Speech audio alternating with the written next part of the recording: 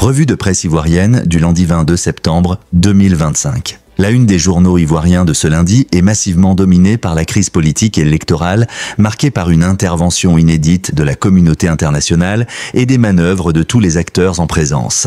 L'économie et le sport complètent l'actualité du jour.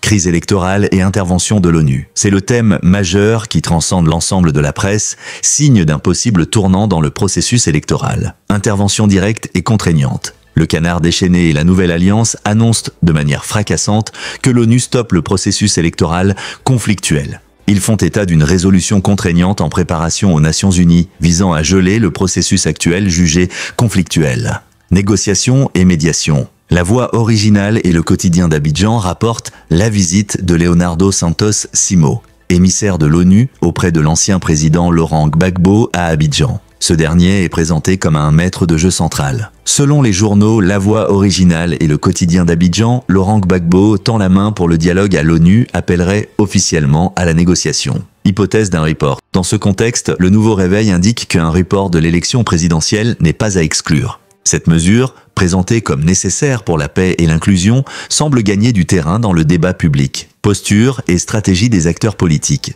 La crise révèle et accentue les positionnements des différentes figures politiques.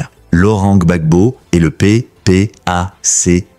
Positionné en pivot incontournable, Laurent Gbagbo reçoit l'émissaire de l'ONU et appelle au dialogue. Son parti est toutefois visé par une information du journal Patriote qui évoque une douche froide pour sa formation, ainsi que pour le PDCI et le FPI. L'opposition face au 4e mandat. La perspective d'une candidature du président Alassane Ouattara à un 4e mandat cristallise les oppositions. Le Temps relaye l'appel d'Abou Cissé à un sursaut national pour lutter contre cette éventualité. Tidjane Thiam, ambassadeur de l'opposition. Le Bélier et Dernière Heure Monde suivent de près l'offensive diplomatique menée par Tidjane Thiam à New York. Il mènerait des manœuvres à l'ONU contre le 4e mandat et adresserait un message d'espoir aux Ivoiriens. Guillaume Soro et Pascal Affi. Génération Nouvelle défend la logique des postures de Guillaume Soro, le qualifiant de soldat de la démocratie. De son côté, Notre Voix met en une déclaration cinglante de Pascal Affi Nguessin, président du FPI. Quand vous vous conformez à l'arbitraire, vous accompagnez la dictature tout en rapportant son soutien à Gbagbo.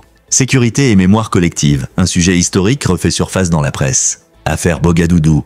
Plus de 2 décennies après les faits, le Canard déchaîné et la Nouvelle Alliance donnent la parole à la fille aînée de Bogadoudou, ancien ministre de l'Intérieur de Gbagbo, qui raconte la mort de son père, ravivant ainsi un dossier sensible de l'histoire récente du pays. Économie et société. Quelques sujets socio-économiques parviennent à trouver leur place dans l'actualité. Autonomisation des femmes. Abidjan 24 et l'essor ivoirien annonce le lancement d'un fonds de plus de 28 milliards de francs CFA destiné à financer des programmes d'autonomisation des femmes. Question de logement. Le Bélier publie une analyse du professeur Séraphin Prao sur les problèmes persistants de logement en Côte d'Ivoire. Actualité sportive. Le football reste un sujet de passion nationale. Ballon d'Or 2025. Supersport consacre sa une à la course au Ballon d'Or, se demandant qui d'Ousmane Dembélé ou de Lamine Yamal remportera la prestigieuse récompense. Championnat local. Le journal relate également les résultats de la Ligue 1 ivoirienne, notamment la victoire du Stella Club et du GOK,